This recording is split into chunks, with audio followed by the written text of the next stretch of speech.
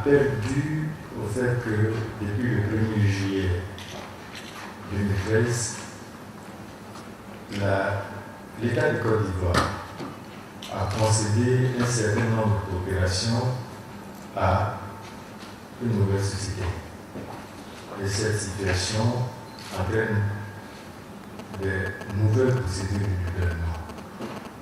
En raison de l'importance du développement dans nos activités, il est paru nécessaire à la CGC de vous inviter à écouter la société World Fontaine, à qui nous avons demandé donc de venir ce matin pour vous faire une présentation.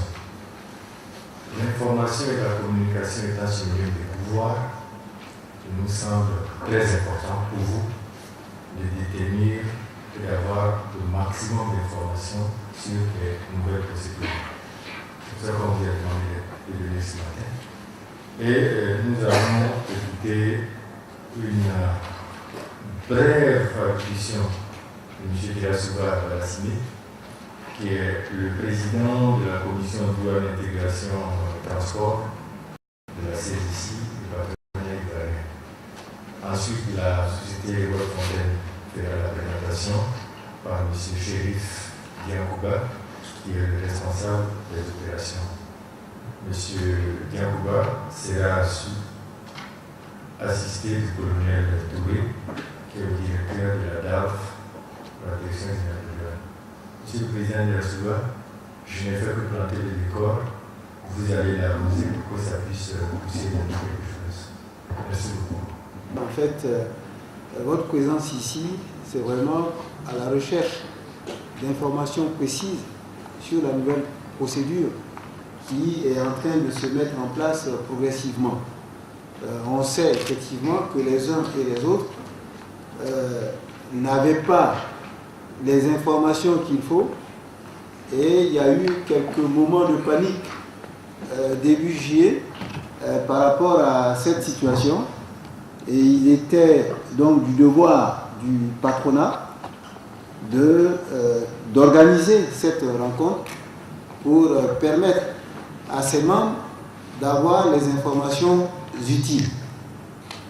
Et donc je vous remercie d'avoir répondu à notre appel, et je voudrais aussi remercier nos amis de World Fontaine qui n'ont fait aucune difficulté quand nous les avons approchés pour venir à cette réunion.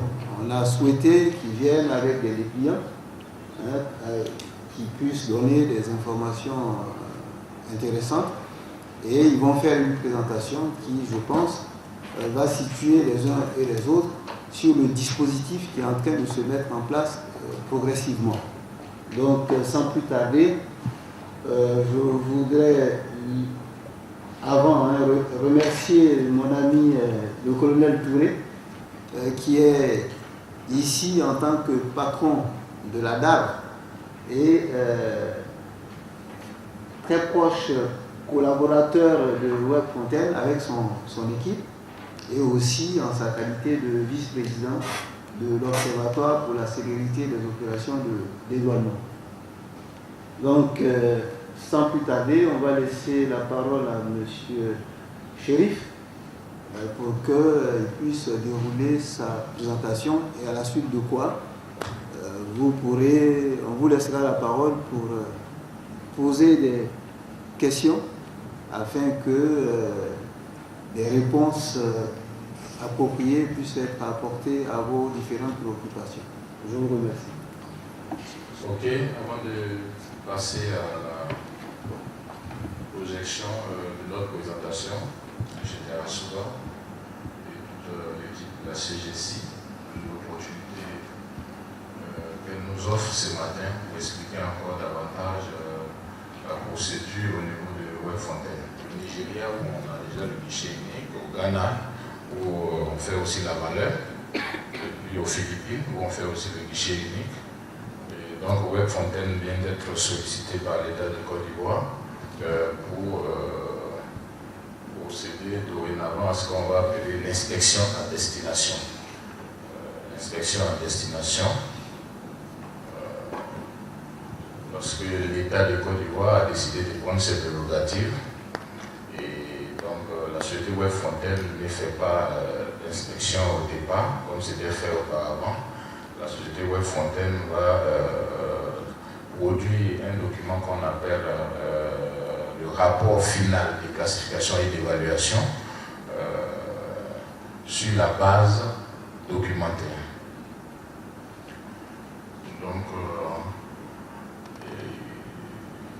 ici, c'était une présentation des compétences de Web Fontaine. Je ne vais pas trop rester longtemps sur cet aspect parce que je suis là uniquement pour parler ce matin des opérations. Comment est-ce que la procédure se présente à Web Fontaine. Donc, chez nous, il y a ce qu'on appelle le Rolling Center, qui est une approche permettant d'améliorer de manière continue le contrôle de la valeur de la classification des marchandises importées. Les délais requis chez Web Fontaine, c'est 5 jours, 5 jours ouvrables. Sur cet aspect, je voudrais un peu faire des précisions pour dire que le contrôle que fait Web Fontaine est sur la base documentaire. C'est pourquoi nous avons ouvert à notre bureau 6 au boulevard jusqu'à Destin, immeuble plein ciel, ex-Ivoiris. Vous avez au premier étage ce qu'on appelle le front office chez nous, qui fait près de 33 guichets ouverts et occupés par des agents de services clientèle qui vous reçoivent quotidiennement tout le long de la journée parce que nous travaillons en continu. Ils vous reçoivent avec les documents. Ces documents, je vais les lister ici ce matin. Il s'agit pour nous de nous présenter une DAI, la DAI qui est levée normalement chez le transitaire. Et il s'agit aussi de nous produire une copie de la facture commerciale, une copie de la liste de colisage et tout autre document qui pourrait aider nos services à mener à bien ce travail d'évaluation et de classification de la marchandise. Donc, nous recevons ces documents. Une fois les documents sont reçus, les documents passent à une autre étape dans notre process qui est le scanner, où les documents sont scannés et indexés à notre système d'exploitation. Et après, il y a un autre service qui est l'enregistrement. Toutes les données de ces différents documents seront enregistrées dans le système. Et il faut signaler aussi qu'à toutes les étapes du processus chez Web Fontaine, il y a des contrôles. Et il y a toutes les étapes aussi, toutes les étapes peuvent générer ce qu'on appelle des requêtes. Au cas où il y a des informations complémentaires que nous avons à demander, nous allons émettre automatiquement une requête à l'importateur afin de nous fournir ces informations. Après ça, c'était la facture. La même chose aussi pour le document de transport, le BL, la LTA. Il faut que toutes les informations requises soient portées sur ces documents. Et une fois effectivement tous ces documents sont disponibles, Web Fontaine est à même aujourd'hui de mettre votre attestation dans un maximum de 5 jours. Ce que nous voudrions souligner aussi sur cet aspect, c'est de demander aux différents opérateurs de ne pas attendre forcément que les marchandises soient à Abidjan pour enclencher le processus chemin. Dès que les marchandises sont embarquées, vous pouvez vous présenter à nos services avec les documents pour nous donner le temps de faire correctement le travail. Parce que la plupart du temps, les marchandises sont déjà à Abidjan, les documents sont déposés et incomplets. Et lorsque nous faisons des requêtes, les réponses tardent à venir. Et bon, ça rend un peu la tâche difficile. Mais je pense qu'au fur et à mesure, depuis le début, le 1er juillet jusqu'à aujourd'hui, on a de moins en moins de requêtes parce que les opérateurs commencent à comprendre déjà comment Web Fontaine fonctionne. C'est la même procédure qui est utilisée au Ghana pour Web Fontaine. Le travail est documentaire. Donc la FRI, normalement, chose qui devait disparaître progressivement avec la mise en place de la plateforme du guichet unique, qui est normalement un autre projet aussi de Web Fontaine. Donc voici un peu présenté la procédure au niveau de Web Fontaine. Et pour la communication, nous avons déjà commencé. Depuis un certain moment, on essaie de rencontrer.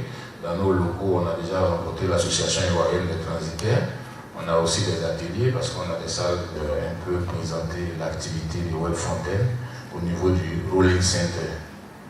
Comme je vous ai dit, je suis là ce matin pour parler que des opérations. C'est au niveau des formulaires de réclamation. Parce que sur les formulaires de réclamation, nous avons des éléments qui sont dessus qui nous posent des problèmes. Je prends un exemple, la fois dernière, il y avait une facture sur laquelle on devait nous apporter des bonbons. Et on nous demande quelle est la couleur et de quel parfum. Et tout ça là, ça nous pose des problèmes. Mais on nous pose des questions. Bon, quelle est la taille, quelle est la forme, etc. etc. Bon, ça fait que bon, on est un peu déboussolé. En fait, je voudrais savoir d'abord, on dit qu'il n'y a plus d'inspection avant embarquement. Pour les produits, par exemple, alimentaires, comme dans le temps, s'il n'y a plus de... Et puis les produits, je crois, électriques, on devait faire une inspection à quai, ici. Ça m'a pris un temps fou, au temps du BAGR. Je crois que c'est tout. Et la douane est ici, avec Web Fontaine. Et on sait que le projet, c'est dans 5 ans, c'est la douane qui récupère l'ensemble de la gestion, la totalité de la gestion de cette procédure. Donc il est clair qu'il faudra trancher sur cet aspect-là, parce qu'il est difficile que les opérateurs soient ballottés d'une certaine façon. Donc c'est une préoccupation qui va être portée là où il faut pour qu'une solution définitive soit trouvée. Surtout que sur les LFCD, nos amis de Web Fontaine indiquent que les données sont communiquées à l'attention de l'administration et qu'ils n'ont pas d'engagement par rapport aux conséquences de l'utilisation d'autres personnes. Donc effectivement, c'est assez compliqué d'admettre quelque chose de ce genre. Donc on vous assure, nous on va au niveau de la CGC. Le sujet va être présenté là où il faut pour qu'une décision soit prise là-dessus. Je pense que la question numéro 2 de M. Hakim a été répondue. Nous passons alors à la troisième question qui concerne M. Edibo de SCD Côte d'Ivoire. Selon M. Edibo, la description des marchandises, donc on revient toujours sur le point de M. Kwasi de Airgaz au niveau de sa première préoccupation concernant les écoutes. Mais normalement, c'est dans un seul souci, c'est de pouvoir mieux apprécier la marchandise que vous avez décrite sur votre facture. Donc, ce que je voudrais dire, s'il y a trop de questions, comme je l'ai dit tout à l'heure, il va falloir que vous répondiez à celles que vous jugez utiles. Et on va apprécier. Parce que lorsque votre réponse arrive, elle est prise automatiquement en charge par d'autres personnes en notre sein pour déjà faire avancer le dossier. Voilà. Maintenant, au niveau de la communication, le problème qui se pose aujourd'hui au niveau de la communication, c'est que la plupart des dossiers sont déposés par des agents. Et ce que je voudrais souligner aujourd'hui, c'est que lorsqu'un agent remplit ce qu'on appelle chez nous le formulaire de délivrance, il va falloir reporter là-dessus le mail de la personne indiquée dans votre structure à recevoir une attestation. Parce qu'aujourd'hui, on pense que c'est pour du simple remplissage. On y conseille un peu le mail de la personne qui est venue, soit l'agent. Généralement, lorsque l'attestation va au SIDA, automatiquement une copie est transmise à l'importateur. En fait, à la personne ou bien au mail indiqué sur notre demande de délivrance, sur notre formulaire de demande de délivrance. Donc, ce que je peux dire sur ce point, puisqu'il y a beaucoup d'autres opérateurs ici qui vont confirmer qu'ils ont effectivement reçu les attestations qui ont été émises par Web Fontaine. Donc, si l'attestation n'est pas émise, il y a deux éventualités. Soit le mail qui nous a été donné n'est pas erroné, ou bien à la limite, ce n'est pas la personne qui a mieux indiqué. Si le transitaire a mis là-dessus son mail, c'est le transitaire qui recevra notre attestation. Mais aujourd'hui, les installations techniques nous indiquent clairement que l'attestation est automatiquement émise au mail de l'opérateur. Maintenant, concernant les réclamations, ça va être le même problème, parce que le mail que nous utilisons pour transmettre les réclamations, c'est le mail qui est clairement indiqué à la recevabilité du document à notre front office. Donc, peut-être après, il faudra nous contacter, on va voir si le mail qui est régulièrement enregistré à la base est le bon mail pour qu'on puisse le rectifier. Ça, c'est concernant la question de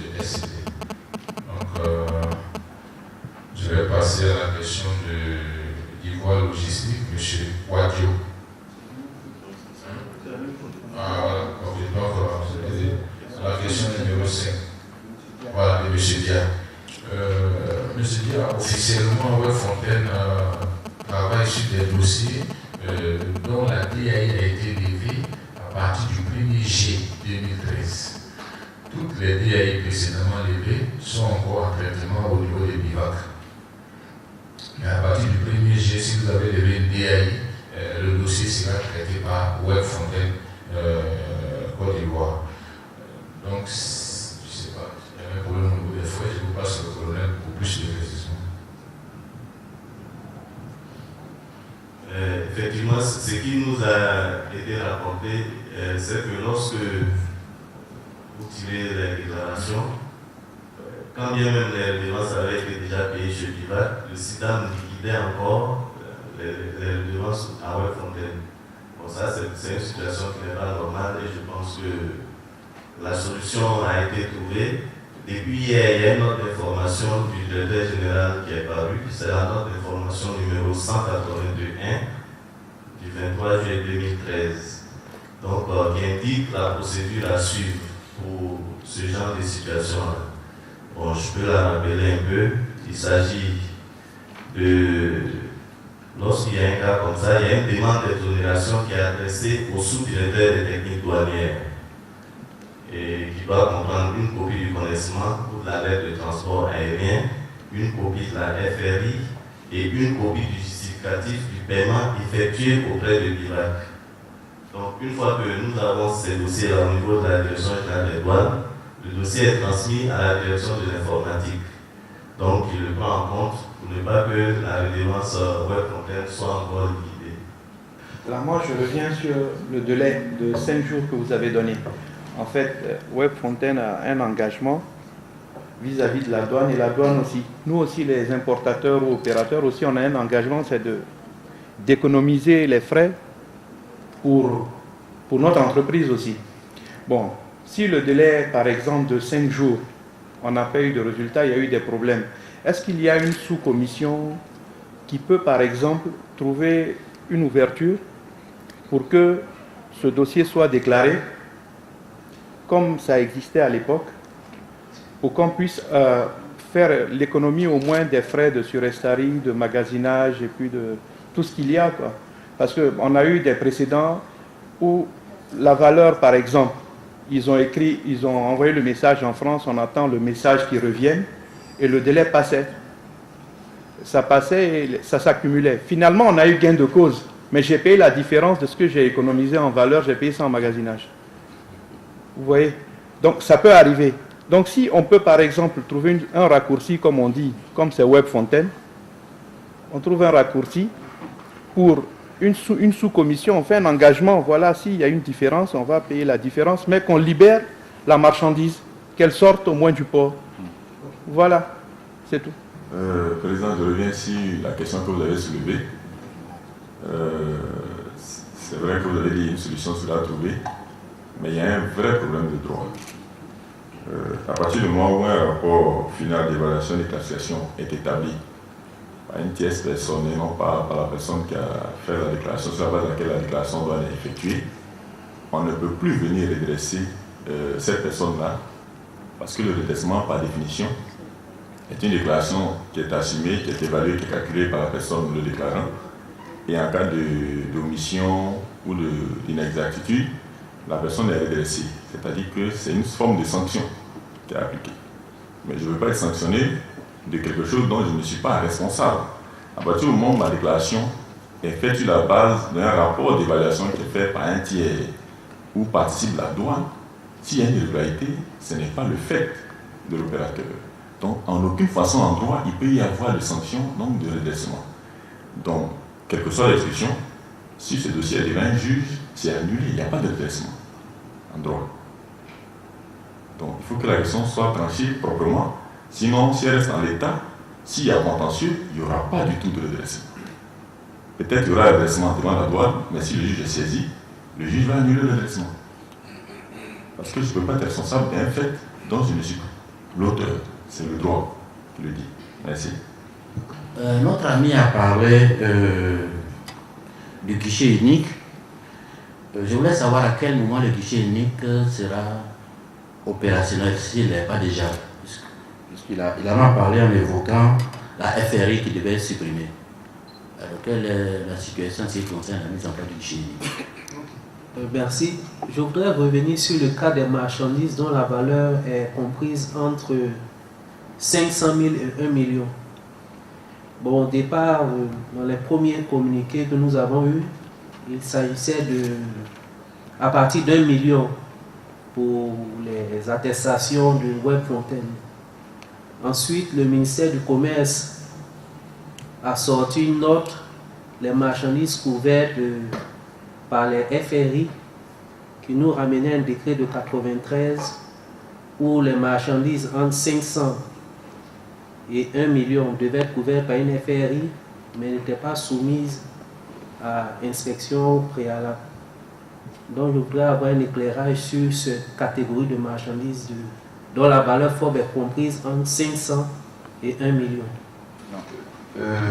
Ce que vous voulez savoir, c'est qu'auparavant à Bivac, quand on recevait une proforma, ou soit on avait une trentaine de lignes d'articles, et ces lignes d'articles correspondant à une seule article, ce qui différencie un peu, c'est au niveau peut-être du format de l'article. Par exemple, des échos. Si c'est en aluminium, peut-être il y a le moyen, il y a le grand, etc. Et je sais qu'au niveau des articles, par exemple des échos, il y a deux positions tarifaires. En écrou en bois ou en aluminium. Et ces deux positions tarifaires ont au moins un taux de 20%. Et ce qui veut dire que quand on reçoit un proforma, où il y a au moins, comme je l'ai dit, 30 lignes d'articles, on regroupait en une seule ligne d'articles et qui allait plus vite. Et maintenant, au niveau de Webfontaine demande qu'on déclare toutes ces lignes d'articles. Or, imaginez que vous avez au moins 100 ou 200 lignes d'articles. Vous allez prendre toute la journée.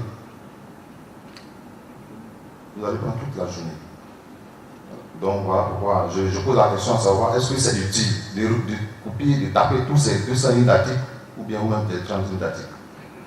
Et ma deuxième préoccupation, c'est qu'au niveau de Bivac, chez nous, comme on importe plus, on a déposé un avoir en tout ce qui est convention, on a déposé un avoir à Bivac pour les importations en aérien et en conventionnel. Oui, des redevances là. On a déposé un voilà. Donc à chaque envoi, on appuierait sur chaque envoi. Et aujourd'hui, on a, au niveau de CIU, on a près de 4 millions qui restent là-bas. Et au niveau de ceux d'ici, on a au moins 800 000. Est-ce que la douane va rembourser ou qu'est-ce qu'on fait? Puisque vous avez dit maintenant, on n'est plus de. Vous allez porter ça sur la facture finale. Donc je voulais savoir qu'est-ce que la douane va faire. Si on nous rembourse ou qu'est-ce qu'on fait?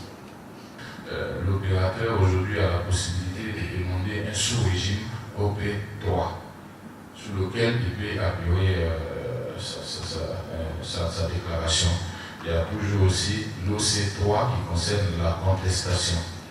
Et lorsqu'elle n'est pas acceptée chez nous, on peut aller en comité. Donc les voies de recours sont restées les mêmes. Sur ce point, peut-être le colonel va donner plus de précisions, mais en ce qui nous concerne, les voies de recours sont restées les mêmes. Bon, je pense que tout a été dit. Effectivement, le recours existe. La circulaire qui a même institué la nouvelle procédure de dédouanement, la 1618, en parle. Lorsque dans les 5 jours, l'attestation n'est pas disponible, vous avez la possibilité d'utiliser le sous-régime OP3. Ça, il n'y a aucun problème à ce niveau-là. Maintenant, c'est peut-être dans l'appréciation des 5 jours qu'il y a souvent des difficultés avec votre fontaine. Et là, je pense que M. Chéri peut vous donner des précisions sur l'entendement des 5 jours.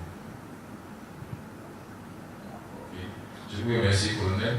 Effectivement, je voudrais donner certaines précisions sur les 5 jours, parce qu'aujourd'hui, comme il s'agit de recevoir des documents physiques, comme je vous l'ai dit, à toutes les étapes de notre process, on peut avoir besoin d'un certain nombre d'informations qui n'ont pas été recueillies à la recevabilité. Pour nous, 5 jours signifie 5 jours à partir du moment où tous les documents sont complets et toutes les informations dont on a besoin sont disponibles. Parce que vous déposez aujourd'hui, on reçoit un certain nombre de dossiers qui sont reçus, où la description est incomplète. L'agent de transit dit non, pour telle spécification, il va falloir que je reparte vers l'importateur. Donc on lui lève ce qu'on appelle une demande, une requête, un formulaire de réclamation qu'on lui soumet à la recevabilité du document. Si les informations dont on a besoin, il les a, il remplit le formulaire automatiquement, on met dans le dossier avec sa signature. Mais quand il ne les a pas, on réceptionne le dossier et on lui laisse répartir avec le formulaire de réclamation. Mais dès l'instant où les informations que nous attendons ne sont pas encore arrivées, le dossier, pour nous, n'a aucun délai. C'est à partir du moment où on reçoit l'ensemble des informations réclamées. C'est pourquoi je vous disais, si notre formulaire comporte beaucoup de détails, répondez aux informations dont vous disposez et renvoyez-nous le formulaire. Mais si vous gardez le formulaire, vous revenez après avec un OP3, quand nous regardons dans notre machine, c'est tout qu'après un jour, vous avez reçu une requête et vous n'avez plus jamais fait signe de vie. Pour nous, ça fait un jour que le dossier est chez votre fontaine. Donc ça c'est un aspect important. 5 jours à partir du moment où tous les documents et toutes les informations sont disponibles. C'est vrai, c'est une contribution et comme le président de la SOPA l'a dit, c'est un dossier qu'on va examiner plus tard.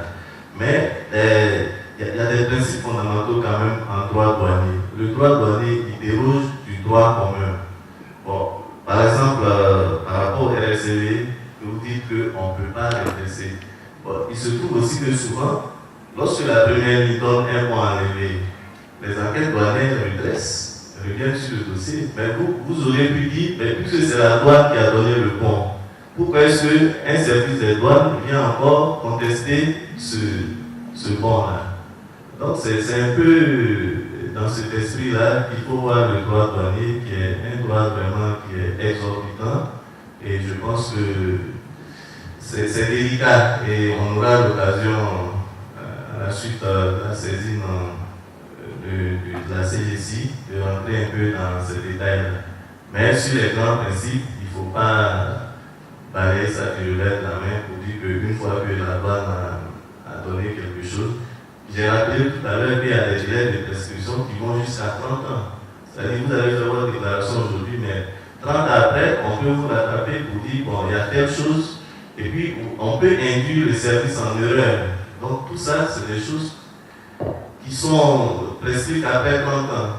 Et puis, dans le cas présent, par exemple, il peut y avoir des contrôles physiques. Vous avez donné des documents et on vous a donné un RCV, mais à la suite d'un contrôle physique, on trouve que ce que vous avez déclaré n'a rien à voir avec vos documents.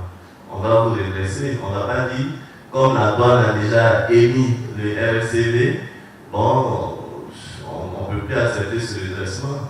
Mais vous avez induit le service en erreur parce que les documents que vous avez donnés étaient faux au départ.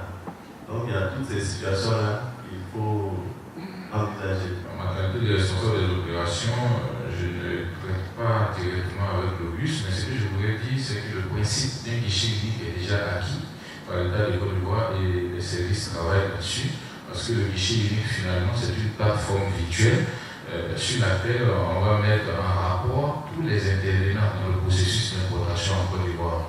Ça veut dire les banques, les transitaires, les différents ministères qui délivrent des autorisations, de telle sorte que l'opérateur aujourd'hui, lorsqu'il a sa FRI, la FRI est transmise directement à la banque via le guichet unique, la banque va domicilier, après ça va choisir son transitaire sur le guichet unique, le transitaire va aussi lever la DAI.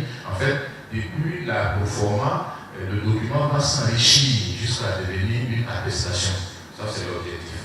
Mais nos services sont en train de travailler là-dessus. Je ne peux pas vous dire exactement quand est-ce que le guichet unique va être fonctionnel, mais les travaux ont déjà commencé sur le guichet unique. C'est ce que je pouvais donner comme précision. Et puis, bon, plus d'informations, les personnes mieux impliquées pourront vous donner un peu le programme d'évolution des travaux là. Les circulaires vont suivre, mais ce que je peux dire déjà, soit l'opération peut se faire au port ou bien à l'aéroport. À l'aéroport, on aura affaire à deux situations. Les importations qui vont venir par le fret ou les importations à l'express. Bon, par le fret, lorsque les colis vont arriver, Déjà à ce niveau-là, il y a toujours un tri qui est fait pour séparer, on saura quelles sont les marchandises dont la valeur est supérieure à 1 million, les marchandises dont la valeur est inférieure à 1 million. Pour tout ce qui est supérieur à 1 million, l'opérateur doit se rendre à Webfontaine. Lorsqu'il va à Webfontaine va réceptionner les documents et lui remettre un avis de délivrance, un document qui prouve que les dossiers sont arrivés chez Webfontaine. Avec cet avis-là, il revient à la douane et lorsque c'est dans le cas des courriers express, on lui donne un bon provisoire. Et lorsque le RSCD va suivre, après, on va régulariser la déclaration. Ça, c'est le cas des courriers express. Maintenant, les courriers par fret, lorsque il va se présenter à la douane, les services de la DAB, il y a les éléments de la DAB qui sont déjà à l'aéroport. Eux, ils vont aller faire une inspection physique de la marchandise, s'il y a lieu, et émettre le certificat, une attestation de valeur. Ce n'est plus le RSCD de Webfontaine, mais ça, c'est vraiment une attestation délivrée par les services de la douane. Dans les 48 heures, cette attestation-là sera délivrée et l'opérateur va s'en servir pour tirer sa déclaration. Au niveau du port, ça sera un peu la même procédure. Là, la procédure va commencer par une D41 qui va introduire auprès de la direction des services douaniers du port. Et ce service-là va nous saisir et nos inspecteurs vont aller sur place pour procéder à une inspection de la marchandise et émettre une attestation de valeur dans les mêmes conditions et qui sera disponible cette fois-ci dans le délai de 5 jours. Collègue, excusez-moi, je vais faire le porte-voix de mes amis ici présents, parce que par rapport à l'aérien, il est clair que les agences sont déjà en place et que la procédure a commencé. Alors, par rapport au maritime, à écouter les explications que vous venez de donner, on a le sentiment que ce n'est pas encore fait, et que ça va se faire. Alors, donc, du coup, je vous pose la question de savoir comment les opérateurs font aujourd'hui, comment on procède. Il va y avoir certainement un blocage, à moins que vous puissiez nous éclairer sur le sujet. Non, je ne pense pas qu'il y ait de blocage. Actuellement, ce qui se passe, en attendant que les nouvelles circulaires soient effectives, ça se passe comme avant. Lorsqu'il y a un cas comme ça, la directrice des services douaniers du port nous saisit. Et on fait l'évaluation de la marchandise. Et on leur donne, là, ce n'est pas une attestation qu'on émet. Pour le maritime, on n'a pas encore commencé à émettre des attestations de valeur. C'est sur la base d'un rapport que nous transmettons aux services douaniers qu'ils prennent pour faire la déclaration. Là, pour le moment, il n'y a pas de délai. Il n'y a pas de délai. Dès que nous recevons la requête des services du port, en 24 heures, 48 heures, on retourne, on fait la réponse au service du port. Voilà. Mais lorsqu'on va formaliser les choses, qu'on va entrer dans la création des attestations de valeur, c'est là qu'on va entrer dans les problèmes de délai de façon formelle. Les lignes. Bon, M. Kassi, moi je serais très heureux si normalement vous arrivez à saisir toutes les lignes. Tout à l'heure, vous-même, d'abord, au commencement, vous avez dit les écrous, oui, il y en a en aluminium, il y en a en acier. Ça nous ramène encore à la question de notre ami tout à l'heure sur les écrous, pour dire que écrous, simplement, c'est incomplet comme description de marchandises. Mais ce que je voudrais dire aujourd'hui, pour une question de célérité, si effectivement les lignes sont saisies au niveau de la DAI, ça nous donne encore plus de facilité à émettre l'attestation, parce que je vous ai dit que c'est les informations que vous saisissez au niveau de la DAI qui sont automatiquement reprises, non seulement pour faire votre FRI, parce que la performance aujourd'hui pour l'établissement des FRI ne tient qu'à ça. Bon, maintenant au niveau de la FRI, peut-être vous pouvez regrouper, mais nous, en tant que Webfontaine, nous ne refusons pas des documents parce que vous n'aviez pas détaillé vos informations. Non, non, non. Peut-être que ça va nous donner un travail complémentaire puisqu'il va falloir aller encore expliquer un peu les lignes et puis créer toutes les lignes dans le système. l'idéal pour nous, ce serait que vous donnez le détail. Mais si vous pensez qu'en regroupant par position tarifaire, ce qui est normal, vous le faites, vous levez votre FRI, mais nous, à notre niveau, si besoin il y a, on va détailler votre facture. Mais je pense que pour des cas comme ça, nous sommes là, vous pouvez nous contacter, pour que déjà on essaie de mettre en place un programme avec des structures importantes comme ça, qui font beaucoup comme les structures des pièces détachées, les concessionnaires qui nous ont approchés déjà pour établir un peu une plateforme de travail pour nous permettre d'aller vite. C'est ce que je peux dire. Pour payer les redevances, il faisait les dépôts. Et au fur et à mesure qu'il passait ses FRI, c'était déduit de ce dépôt-là. Et aujourd'hui, avec le changement d'opérateur, il se trouve qu'il a un reliquat de l'autre côté, alors qu'aujourd'hui, il est obligé de payer directement sur ses bulletins de liquidation. Voilà son problème. On se dit, le reliquat que j'ai là-bas, comment je le récupère? Je pense qu'il y a une chose qu'il faut préciser. Ce n'est pas BIVAC qui encaisse. Voilà. C'est un receveur des titres d'importation, ce n'est pas BIVAC. Donc, on ne peut pas faire la confusion avec BIVAC. Donc, je pense qu'il faut vous rapprocher du ministère du Commerce pour voir avec eux comment ils vont vous rembourser votre argent. Mais ce n'est pas BIVAC qui est mis en cause dans cette affaire. Voilà ce que je peux dire. Je ne sais pas si j'ai répondu à votre question. La première question, c'est concernant les véhicules occasion conteneurisés. En fait, il y a un ami qui avait reçu, je crois, une petite machine là, qui date de 73, genre de bulldozer, dans un conteneur, et on l'a renvoyé à Webfontaine. Bon, un véhicule qui date de 73, je ne sais pas quelle valeur Webfontaine peut donner. Au début, ça se passait au niveau de la SICTA, c'est-à-dire du guichet automobile là. Bon, je ne sais pas, ça fait, je crois, 3 semaines que le conteneur est là. Il a fait une demande au niveau de la direction. Là. Bon, jusqu'à présent, il n'avait pas eu gain de cause. Bon, les frais s'accumulent. Maintenant, la deuxième question, c'est concernant les marchandises inférieures à 1 million de francs. Si c'était FOB, c'est-à-dire que sans le fret, et puis que c'est la douane seulement qui allait donner la valeur inférieure à 1 million FOB. Je veux un éclaircissement sur ça. Et puis en même temps, puisque bon, on est en train d'avancer ensemble, comme le colonel avait dit, il n'y a pas de délai, que éventuellement vous plaidez pour nous auprès de... Je reviens sur les frais encore de magasinage et de surestarie auprès de l'OIC et puis du port autonome, qui ne sont pas très tendres sur les exonérations, les pourcentages à donner, quoi. Ça, c'est le CG et CI qui peuvent plaider ça. Pour nous, quoi. Voilà, c'est tout. Je veux savoir si la présentation qui a été faite là peut être envoyée à tous les participants de cette réunion, puisqu'on a communiqué toutes nos adresses e-mail, si c'était possible d'avoir cette présentation. Ok, merci.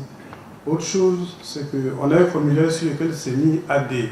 Je crois que c'est le formulaire qu'on remplit pour pouvoir avoir le rapport final là. Et on demande un certain nombre d'informations relatives aux fournisseurs. Je voudrais savoir si on travaille de façon récurrente avec un fournisseur.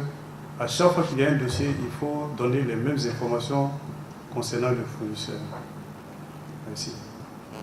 Je pense que vous allez pouvoir répondre à cette préoccupation-là.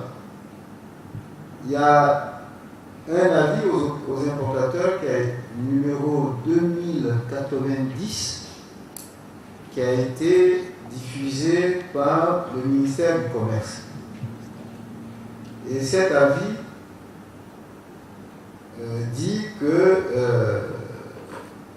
la fiche de renseignement à l'importation, les formalités pour obtenir la fiche de renseignement à l'importation doivent être faites auprès de Webfontaine. Et on indique que les pièces suivantes sont requises pour cette formalité-là, à savoir une copie du code importateur, code exportateur à jour, ou une copie du code occasionnel, une facture pro forma domiciliée, une minute de la FRI indiquant la nature de la marchandise, l'espèce tarifaire et la valeur forte de la commande, et puis une déclaration anticipée à l'importation directe. Voilà les documents qui sont exigés. Et la douane, de son côté, a fait une circulaire, c'est la 1618, et qui dit que dans le cadre de cette nouvelle procédure, l'importateur ou son déclarant doit déposer sur Web Fontaine la DAI, la facture finale et le type de transport et la liste de commisage. Alors quand je compare ces deux éléments, j'en arrive à la conclusion qu'il y a redondance quelque part. Parce que le ministère du Commerce demande une copie de la facture pour format domicilié. Alors, il demande aussi la DAI. Or, la DAI est établie sur la base d'une facture pour format domicilié. Si. La DAI est établie sur la base d'une facture pour format domicilié. Donc, je ne comprends pas qu'on puisse réclamer les mêmes éléments plusieurs fois. Ça, c'est la première préoccupation. Maintenant, concernant la minute de la FRI qu'on demande, et même l'établissement de la FRI. Je rappelle que la DAI, à l'époque, avait été imaginée donc, et mise en place par l'administration des douanes, qui, dans son souci de faciliter les procédures et de les simplifier, avait donc fusionné la FRI, l'attestation d'importation et l'attestation de règlement financier. Je me rappelle qu'il y a eu un problème avec le ministère du Commerce, le ministre du Commerce de l'époque, qui avait refusé cette procédure, ce qui nous a obligés à continuer à faire la DAI pour donc l'attestation d'importation, l'attestation de règlement financier et de faire la FRI par ailleurs. On sait aussi que la DAI a été conçue en prenant en compte toutes les informations prévues sur la FRI. Donc, on constate qu'il y a plusieurs documents qui reviennent. Donc, qu'est-ce qui peut être fait pour essayer de simplifier la procédure en faveur des opérateurs pour qu'on ne demande pas les mêmes documents sous plusieurs formats et plusieurs fois. Ça, c'est la deuxième question que je pose. La troisième question, c'est que dans le cadre du Doing Business, le gouvernement s'est engagé à améliorer son classement et à améliorer le classement de la Côte d'Ivoire en procédant à certains aménagements. Et dans ce cadre-là, il y a des réunions qui sont faites avec différentes personnes à la primature, et l'une de ces réunions a abouti à la décision de remplacer la DAI par un document, la DAI et la FRI, par un document unique qui a été dénommé FDI. Alors, je voudrais savoir, puisque vous avez dit dans votre présentation, la FRI est établie provisoirement. Je voudrais savoir si c'est en prévision de la mise en place de cette FDI et c'est dans quel délai, cela va se faire, étant entendu que effectivement les opérateurs ça génère des coûts supplémentaires. Parce que de faire plusieurs documents comme ça génère des coûts supplémentaires. Vraiment, Web Fontaine ne travaille pas sur le véhicule d'occasion. Ce n'est pas sur notre responsabilité. Donc, c'est exclu. Ça fait partie des marchandises. J'ai ici devant moi la liste des produits exemptés de contrôle de la valeur à l'importation et figurent sur les véhicules usagés. Puisque là, Web Fontaine ne travaille pas avec les véhicules usagés. Maintenant, en ce qui concerne la deuxième question de M. Kofi, je sur notre avis de délivrance, M. Kofi nous informait qu'il y a des informations qui sont réclamées sur le fournisseur. Bon. Effectivement, il peut y avoir, on vous réclame le nom du fournisseur, M. Kofi. Le nom du fournisseur, tout comme on réclame aussi le nom de l'importateur, mais je vais dire, c'est pas. Vous donnez seulement le nom du fournisseur, généralement c'est porté sur votre facture. Voilà, on demande simplement que vous rapportez cette information, sinon ce n'est pas une donnée qu'on utilise à d'autres fins, mais on veut seulement avoir la conformité de l'avis de délivrance avec les documents que vous nous révélez. Donc vous reportez automatiquement dans cette partie-là ce qui est conseillé sur votre facture, le fournisseur qui est régulièrement inscrit sur votre facture. Il n'y a pas de problème à ce niveau. Ce n'est pas un champ bloquant ou bien d'accord, mais vous reportez automatiquement. Oui, inférieur à 1 million, ouais, il faudrait l'intervenir. Ça, c'est la loi. À partir de 1 million, ouais, Fontaine intervient. 1 million, 1 franc, ouais, Fontaine intervient. Mais à quel service de la loi on parle? Oui, c'est ce que je disais tout à l'heure. Si c'est l'aéroport, les services sont déjà là-bas. Il y a une unité de la DAF qui est là-bas. Bon, tout commence par la direction des services. Au niveau de l'aéroport, ils vont vous indiquer ce qu'il faut faire.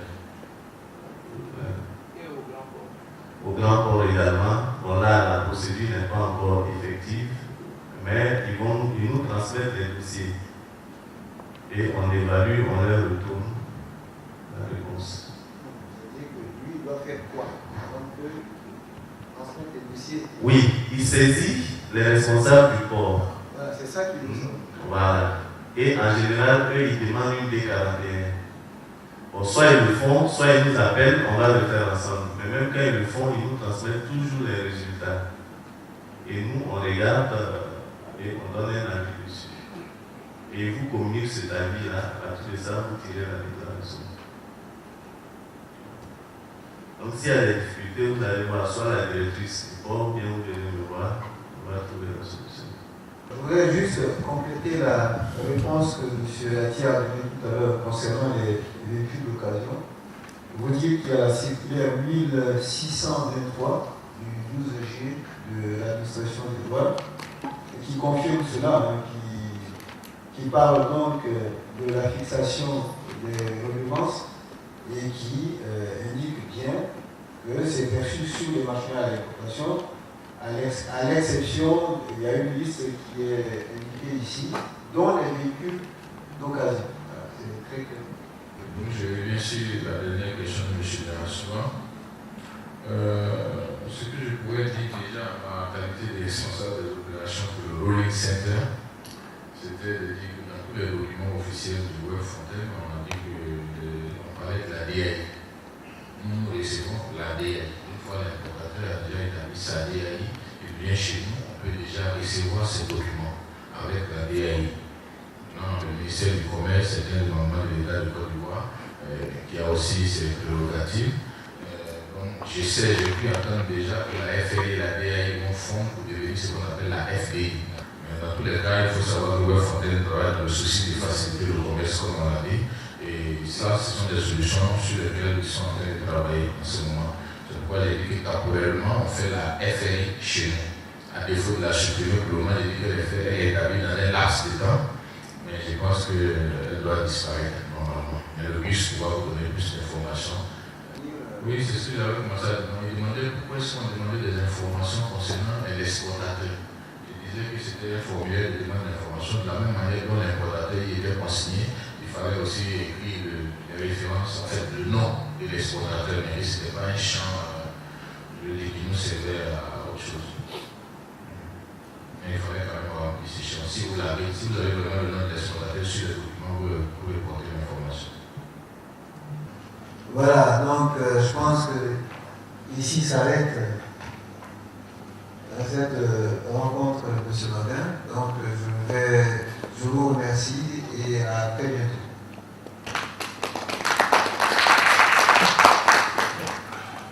Le lancement de cette procédure le 1er juillet, effectivement, il y a quelques préoccupations de la part des opérateurs parce qu'ils n'ont pas eu les documents nécessaires et les explications nécessaires. Et donc ça, ce sont des rencontres que nous faisons pour essayer de combler ce manque-là et permettre aux uns et aux autres de faire leur formalité dans de très bonnes conditions.